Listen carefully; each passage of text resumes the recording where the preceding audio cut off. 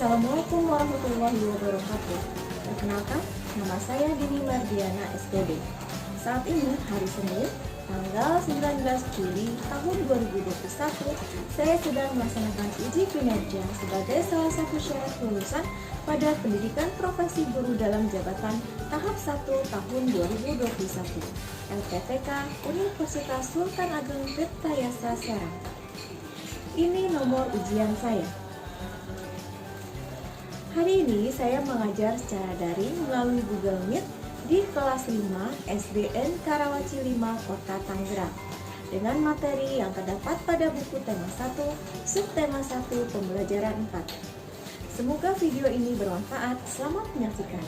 Wassalamualaikum warahmatullahi wabarakatuh.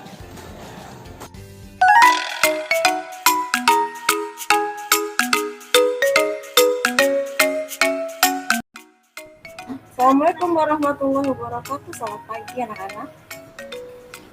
Waalaikumsalam warahmatullahi wabarakatuh. Selamat pagi, Bu. Selamat pagi, Bu. Selamat pagi, Bu. Selamat pagi. Ya, pagi menjelang siang ya, karena sebelum kalian masuk ke kelas tematik, kalian tadi masuk ke kelas PJOK dulu ya. Belajar dengan Pak Ebi ya. Ya, Bu. Ya, baik anak-anak, gimana kabarnya hari ini? baik. Baik, Bu. Baik.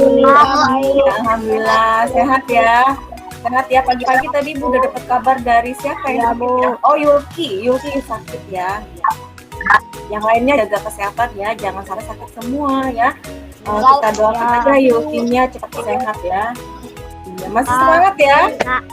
Masih semangat walaupun sudah sini ya. Kita mulai di jam 10 ya. Insya Allah kita selesai di jam 11.30 ya. Ya, Baik, hari ini sudah ada 18 orang plus Ibu ya yang sudah masuk ke kelas Google Meet. Kita akan mulai saja. Sebelumnya Ibu akan absen dulu ya. Ada Adiansi, ada. Mohon maaf yang lainnya tolong matikan dulu di teleponnya. Aira Putri. Iya, bagus. Alika Cahya. Ibu. Bagus, alhamdulillah. Baik anak-anak, sebelum kita mulai belajar seperti biasa kita berdoa dulu yang akan dipimpin oleh ketua siswa ya. Hari ini diwakili oleh Naura. Silakan Naura. Halo teman-teman.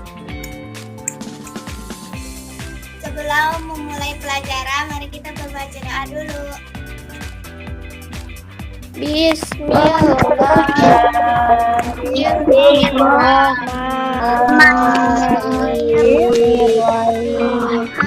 Baik anak-anak, sebelum kita mulai belajar, kita nyanyikan dulu lagu wajib ya. Kemarin kita menyanyikan lagu Indonesia Raya ya.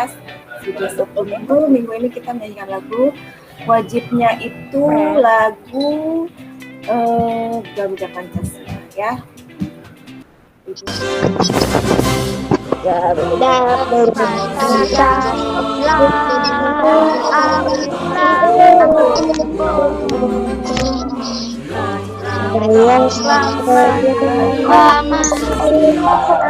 Iya, selesai nyanyinya.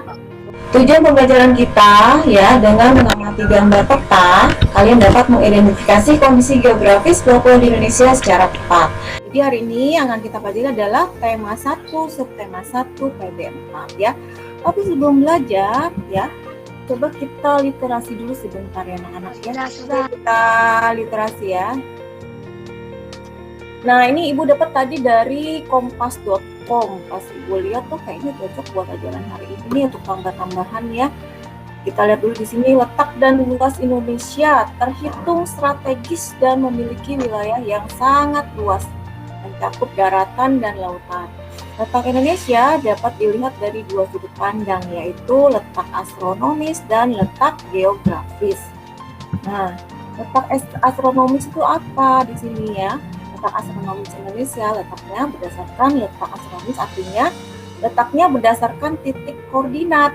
Nah, itu yang kita pelajari kemarin ya, yang sudah kamu catat, Indonesia itu terletak pada berapa koordinatnya yang meliputi garis lintang dan garis bujur. Berdasarkan letak astronomi, Indonesia terletak antara 6 derajat lintang utara dan sampai 11 derajat lintang selatan dan 95 bujur timur sampai 141 bujur timur ya. Artinya, berdasarkan letak astronomis tersebut, Indonesia adalah negara dengan karakteristik iklim tropis. Kenapa tropis? Lihat lagi bukunya di halaman 31 ya. Di halaman 31 PB4. Di sini kita melihat denah kandang kelinci. Ya, ini kemarin sempat lihat ya, kamu sudah membuat tugas mengenai, kamu kemarin disuruh tugasnya itu kalau nggak salah menggambar denah rumah kamu ya. Nah, sekarang kita melihat denah kandang kelinci. Nah, coba kalian lihat di sini. Denahnya kotak seperti ini ya, kandangnya berarti kotak. Nah, tempat makan dan minumnya ini ada di depan ya. Lalu terbagi 3 ruangan depannya ya. Coba kalian lihat, ada indukan A, indukan B, dan indukan C. Kalau kalian lihat bagaimana ini kandang kelincinya, terbagi berapa kamar nih? Kalau seperti rumah kalian ya, berkamar-kamar ini rumah kelinci juga ya. Coba lihat, rumah kelincinya ada berapa kamar anak-anak? 3 Bu. 3. Yang lainnya lihatnya ada berapa kamar? 5. 5 ya? 5. 5. Yang lainnya? 5 ya? Jadi kalau kita lihat denahnya, kandang kelinci ini ada 5 kamar ya. Kamar siapa aja anak-anak? Kamar induk A, kamar induk A, Kamar mandi, dan ya. jantan, kandang jantan terakhir. Oke, ya betul ya. Jadi ada kamar indukan A, indukan B, indukan C, di belakangnya ada kamar lagi ya, kandang pembesaran dan kandang pejantan. Kalau kalian lihat dari sini, dari denahnya, itu kelihatannya bagaimana? Kandangnya ada di mana? Dan pejantannya ada di mana? Kelihatannya pembagian kamarnya bagaimana nih? Di sebelah kanan Bu. Ya, jadi sepertinya ya, coba kalian lihat lagi. Wah, indukan-indukannya ini ditaruh di bagian depan ya, depan semua ya. Indukan A, indukan B, indukan C, dan di belakang baru ada kamar pejantan ya. Mengapa harus dipisahkan kamarnya, indukan dengan pejantan anak-anak? Biar tidak berantem Bu. Oh, biar tidak berantem ya. Lalu selain supaya tidak berantem, supaya apa lagi? Tidak begini. Ya? Bagaimana anak-anak? Tidak tahu, bukannya saya nggak melihara kelinci. Nah, kita kan di sini melihat denah kandang kelinci ya. Lihat denah kandang kelinci. Ternyata di depannya itu ada tempat makan dan minum. Lalu setelah tempat makan dan minum, kamar bagian depan itu kamar-kamar induk kelinci, kamar-kamar induk kelinci ya. Lalu di belakang kamar-kamar induk kelinci ini ternyata ada tempat apa itu anak-anak? Ada tempat apa itu di belakang kamar? Bukan, ada saluran kecil. Tempat apa itu? Kotoran Bu. Ya, tempat untuk Tempat tempat untuk menampung kotoran dan menampung air seni ya. Air seni apa kemarin yang bilang? Ya, air tipis ya. Jadi kandangnya itu kotorannya dan air tipisnya tidak berantakan ya. Jadi ada tempatnya dan ada tempat penyalurannya. Nah, selanjut sini ya. Tata letak bangunan, sanitasi, jalan dan pembuangan limbah kandang kelinci Parudi sangat rapi. Dengan demikian, setiap pengunjung yang datang akan merasa nyaman. Sebelum membangun kandang kelinci, Parudi telah mempersiapkan segala sesuatunya dengan membuat denah ya. Jadi Parudi sebelum membuat kandang kelinci dia gambar dulu ya supaya kelihatannya jadinya seperti apa, maunya seperti apa ya. Tahukah kamu apa itu denah? Di sini kita baca ya, denah merupakan gambaran tentang tata letak dalam suatu ruangan atau tempat. Gambaran yang lebih luas dibandingkan dengan denah adalah peta yang akan kita pelajari hari ini ya. Peta merupakan gambaran dengan menggunakan skala tertentu mengenai suatu daerah. Pada pembelajaran sebelumnya, kamu sudah mengetahui luas dan letak wilayah negara Indonesia dengan menggunakan peta. Dengan peta, kita juga bisa mengetahui kondisi geografis negara Indonesia ya. Yang punya peta silakan dibuka. Kamu bisa lihat di sana skalanya 1 banding berapa ya. Nah, di sini kita ayo mengamati ya. Amatilah peta pada pembelajaran sebelumnya. Kalian lihat lagi peta pada pembelajaran sebelumnya, di sana ada peta Indonesia ya.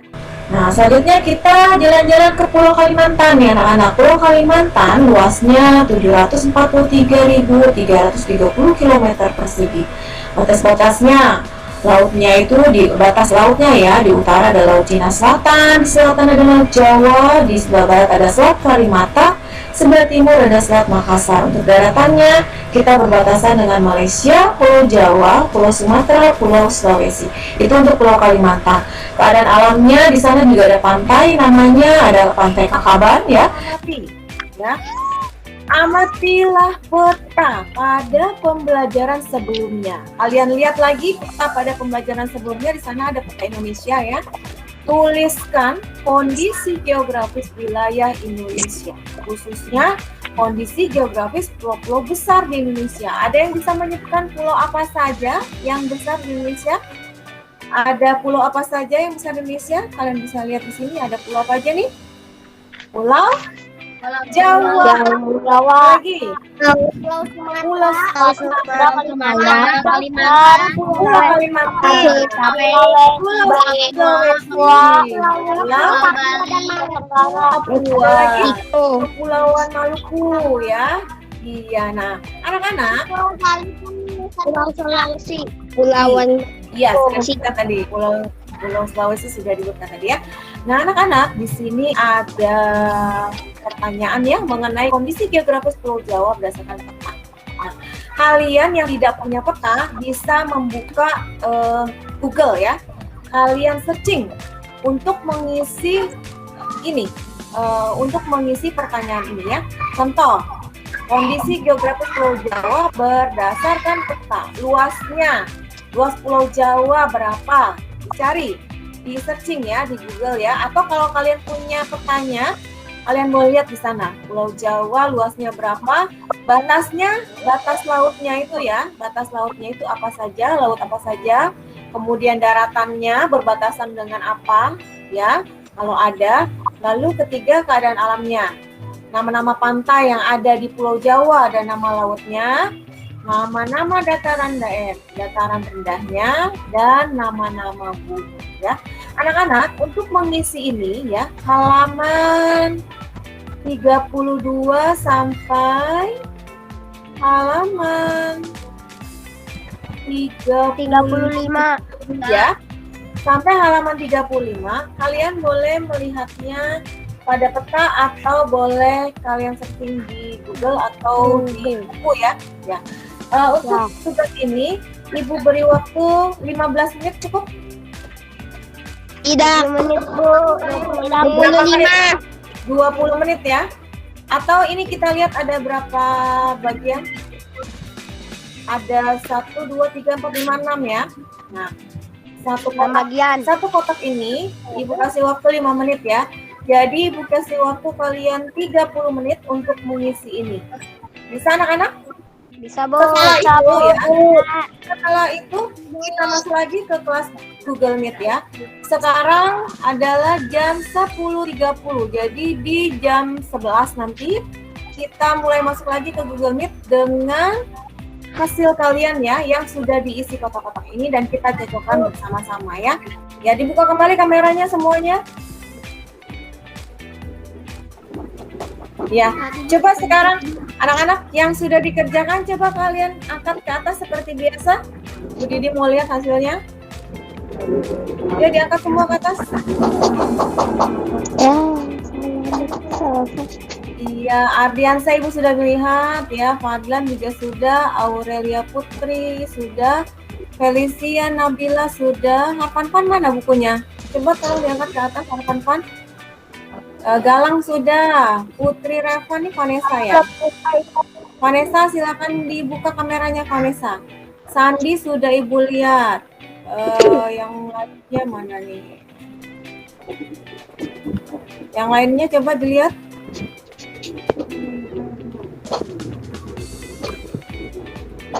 Coba Ibu lihat lagi yang lainnya. Siapa ini yang sudah? Yang lainnya siapa ini? Ya sudah ya, kita samakan ya anak-anak ya. Baik, jawabannya. Bu, aku belum selesai dua lagi. Ayo kita kerjakan sama-sama ya, sambil kita bacakan di sini ya. Ibu share dulu jawabannya. Kita samakan bersama jawaban kalian dengan teman-teman yang lain ya. Ibu siap ya, Ibu share. Pulau Jawa luasnya 126 ya, 126.700 km persegi. Untuk batas lautnya Samudra India, Selat Sunda dan Selat Bali ya. Lalu disamakan ya anak-anak ya. Yang kurang lengkap tolong dilengkapi. Untuk batas daratannya ada Pulau Bali dan Pulau Sumatera. Lalu yang nomor 3, keadaan alamnya. Nama-nama pantai dan laut di Pulau Jawa ada Pantai Pangandaran, Carita, Siung, Anyer, Parangtritis, dan lautnya adalah Laut Jawa dan Samudra Hindia. Untuk nama-nama darat, dataran rendahnya ada Surakarta, Semarang, Madiun, dan masih banyak lagi ya daerah-daerahnya ya. Ini Ibu ambil 3 aja. Untuk nama-nama gunungnya ada Gunung Salak, ada Gunung Tangkuban Perahu, ada Gunung Ijen, ada Gunung Semeru ya. Nah, untuk Pulau Jawa ini sudah disamakan ya anak-anak ya, punya kalian dengan ada perbedaan dengan yang kalian tulis tadi, yang kalian dapat dari Google atau dari buku? Ataukah sudah Beda, Bu. Beda di mana, Fadlan? Beda di luas. Bedanya di luas, laut, sama itu aja dah. Luas ya biasanya ya.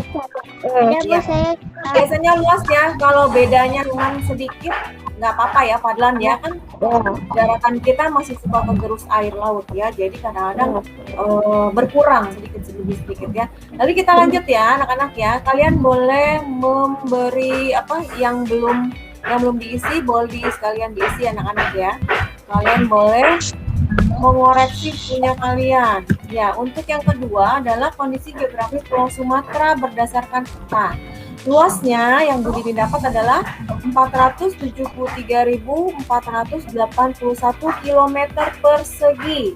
Batas lautnya ada Teluk Benggala, ada Laut Cina Selatan, ada Selat Sunda ya. Selat Sunda itu adalah laut di antara Pulau Jawa dan Pulau Sumatera ya. Lalu daratannya, batas daratannya adalah Malaysia dan Kalimantan. Nah, untuk yang keadaan alamnya, nama-nama pantai dan lautnya yang ada di Sumatera adalah pantainya ada Pantai Carocok, Pulau Jemur, Pasir Panjang ya, Nongsat, dan Tripora. Untuk lautnya ada Laut Indonesia. Nama-nama dataran rendahnya di sana ada Melabo dan Singkel atau Simkil ya. Untuk nama-nama gunungnya ada Gunung Talang, ada Gunung Merapi, Gunung Leuser, dan gunung apa lagi? Bu, nama-nama dataran rendahnya apa, Bu? Ada Melabo dan Singkil atau Singkil. Kamu bisa lihat di layar? Ibu share di layar kan? Bisa kalian lihat situ. Kurang jelas? Ibu besarin lagi ya.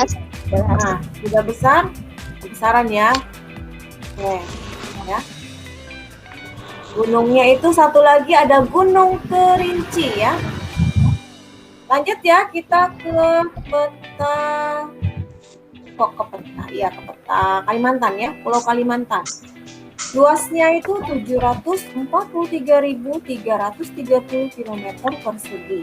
Batas lautnya ada Laut Cina Selatan, Laut Sulawesi, dan Laut Jawa. Untuk batas daratannya kita berbatasan dengan Malaysia, Selat Karimata, dan Selat Makassar.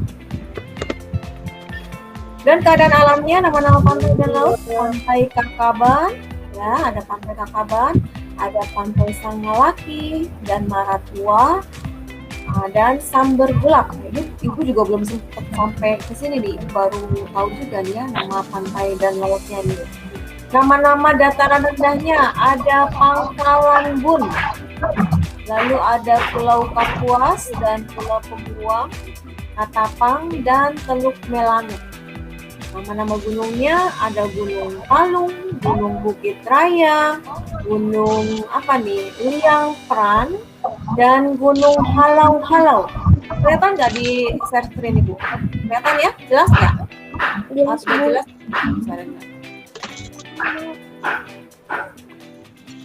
Sudah cukup?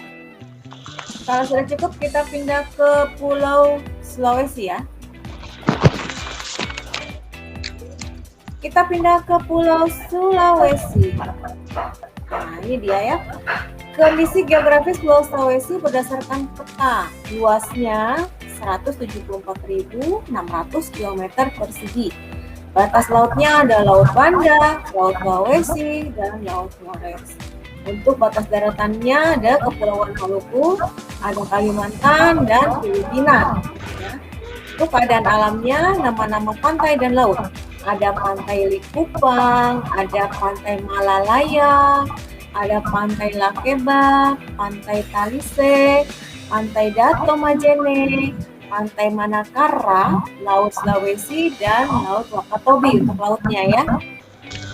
Kemudian nama-nama dataran rendahnya, di sana ada Janeponto, ada Bulukumba, ada Bantaeng, ada Takalar, Goa, Selayar ini kalau nggak salah tempatnya siapa yang kemarin finalis DA ya, siapa Ati ya, Selayar, Majene, Mamuju, dan Pangkep ya. Kemudian nama-nama gunungnya ada Gunung Mahawu, Gunung Bawah Karung, lucu juga namanya ya, Gunung Bawah Karung tulisannya ya, Gunung Lati, kemudian ada Gunung Mojong ya, Gunung Lati Mojong maksudnya, lalu ada Gunung Karangetang. Bagaimana anak-anak, sudah jelas yang ini Pulau Sulawesi kelihatan?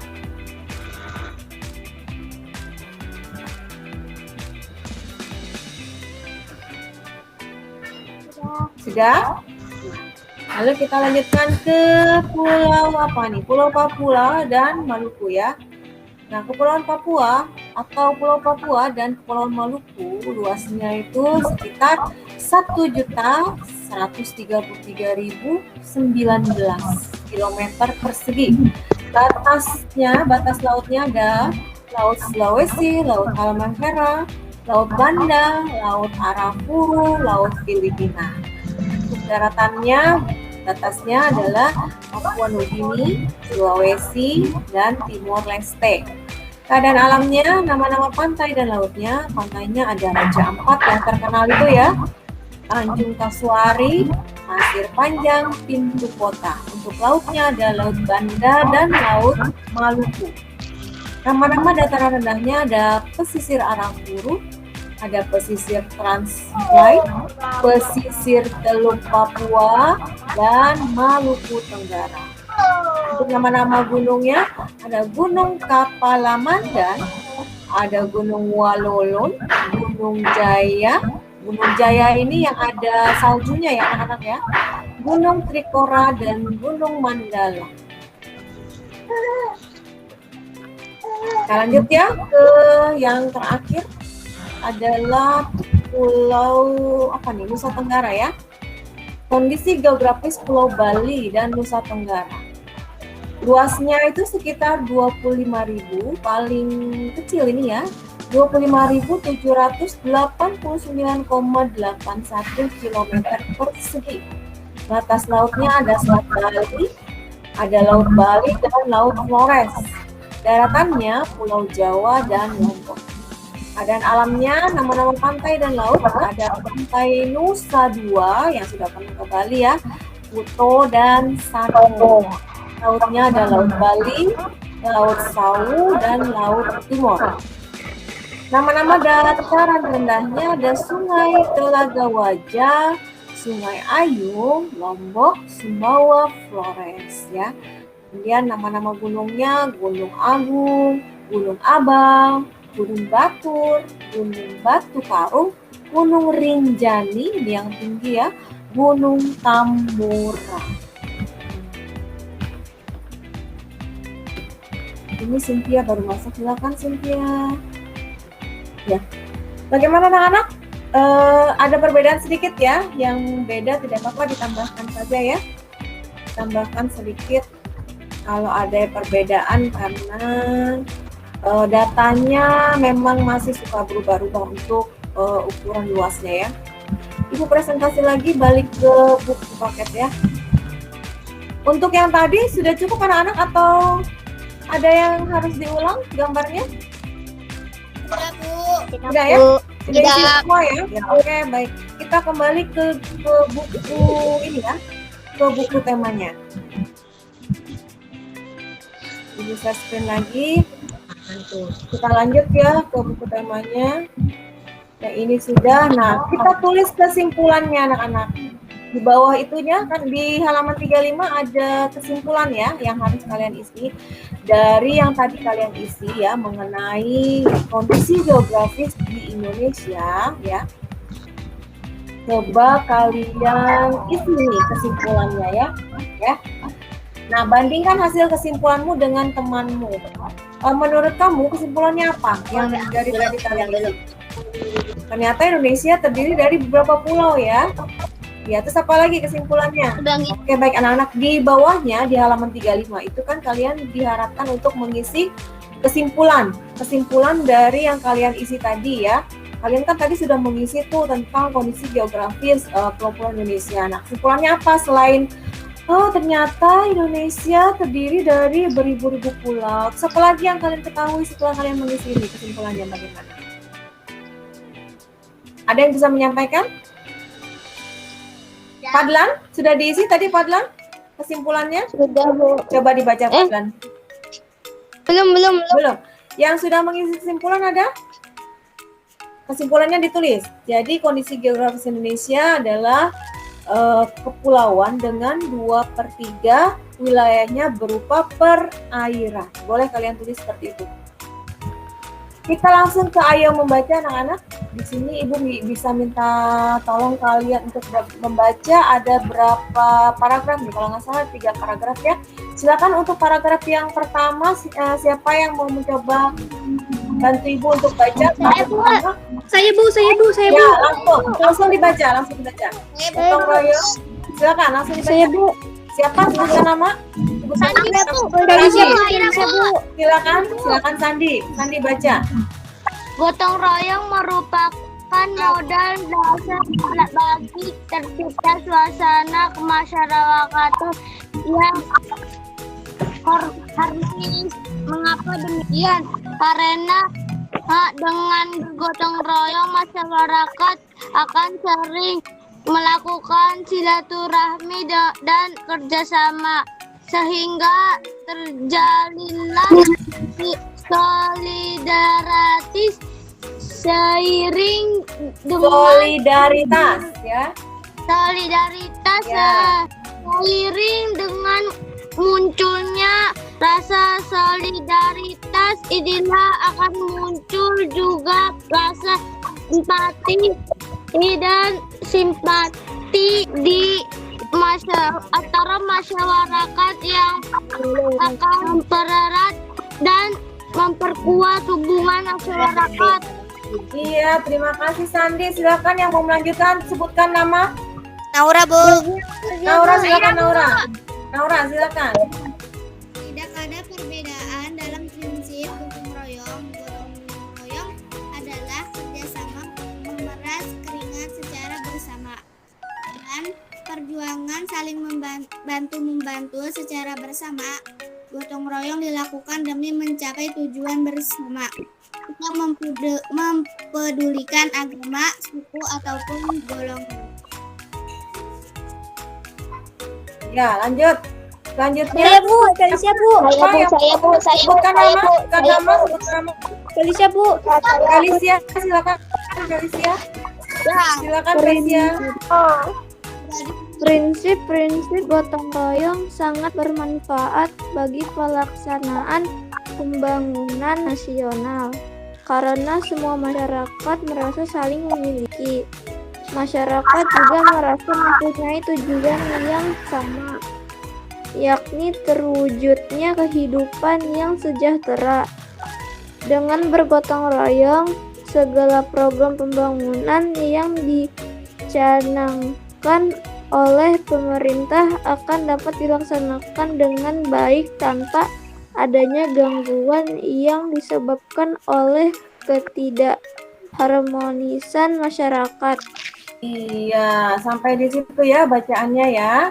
Nah, sekarang tugasnya adalah biasanya kalau kita sudah membaca wacana ya, di sini ada tugas untuk mencari ide pokok ya.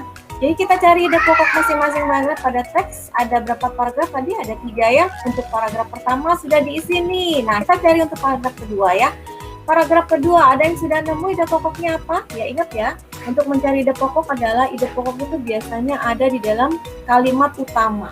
Kalimat utama itu biasanya ada di depan atau di belakang sebuah paragraf ya. Coba kalian cari ide pokok untuk paragraf kedua ini apa? Paragraf pertamanya sudah dikasih contoh. Ada yang sudah nemu ide pokoknya? Siapa yang sudah nemu ide pokok paragraf 2?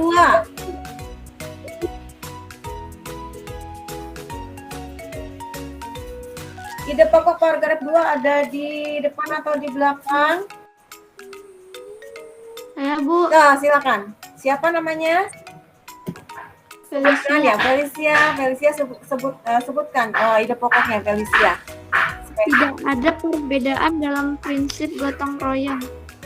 Iya, jadi ide pokoknya untuk paragraf kedua adalah tidak ada perbedaan ya dalam tidak ada perbedaan dalam ini ya antara yang satu dengan yang lainnya. Jadi kalian boleh menulisnya dalam gotong royong tidak ada perbedaan antara yang satu dengan yang lainnya.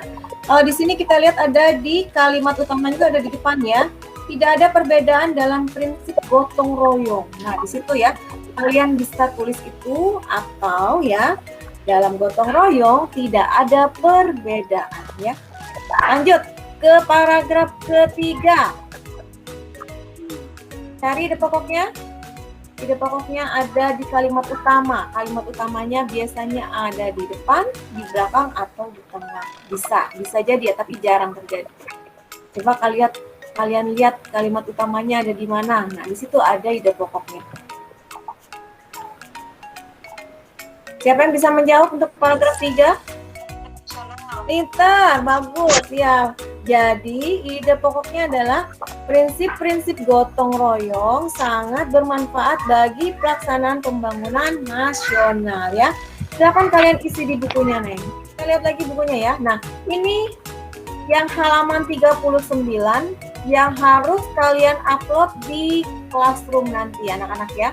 Jadi tugas kalian untuk diupload di Classroom adalah halaman 39 ini. Jadi ayo menulis berdasarkan ide pokok berikut ya. Jadi kalian diberi, sekarang kebalikannya nih.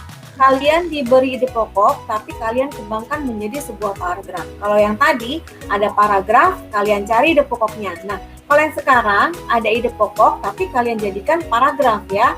Di sini ada ide pokok musyawarah mufakat adalah nilai luhur bangsa yang harus terus diterapkan dalam kehidupan sehari-hari. Nah, kalian tambahin kalimat apa lagi setelah itu ya, hingga menjadi sebuah paragraf ya anak-anak ya. Minimal 3 kalimat ya anak-anak ya, hingga menjadi sebuah paragraf. Ini kalian sudah dikasih ide pokoknya 1, lalu ada lagi ide pokoknya kebebasan memeluk agama atau kepercayaan adalah hak setiap warga negara. Nah, ini kalian teruskan hingga menjadi sebuah paragraf ya, karena ini adalah ide pokoknya. Bagaimana anak-anak? Apakah sudah mengerti untuk tugas yang di classroom-nya? Sudah. Sudah ya. Selain pengetahuan dalam beternak kelinci, ternyata Pak Rudi juga memiliki wawasan yang luas tentang bangsa dan negara. Pak Rudi banyak memberikan pengetahuan kepada Edo berkaitan dengan Pancasila dan kondisi geografis wilayah Indonesia.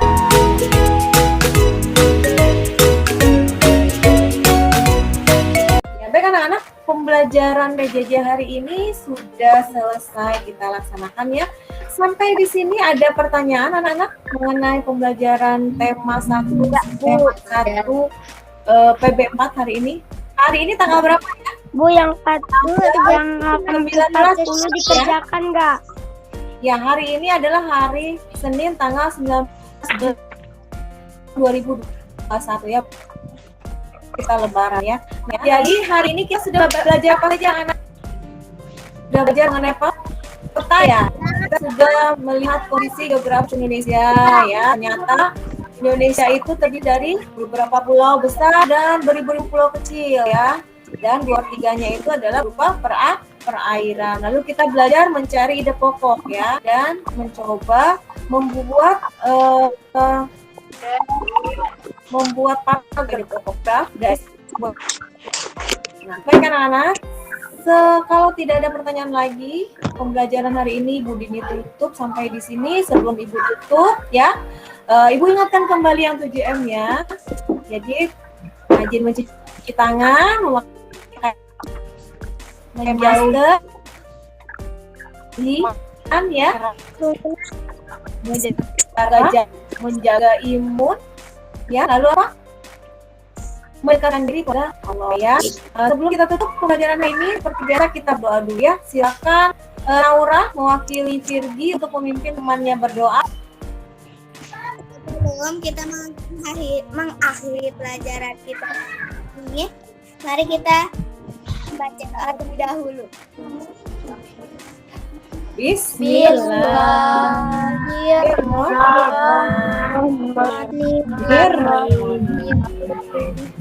Wal as innal insana lafi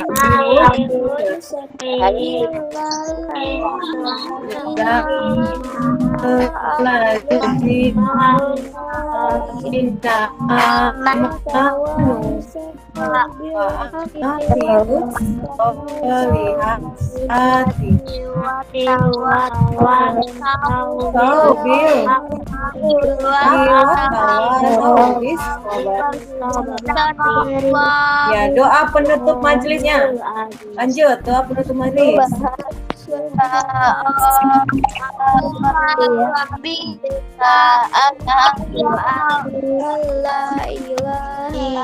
La ilaha anta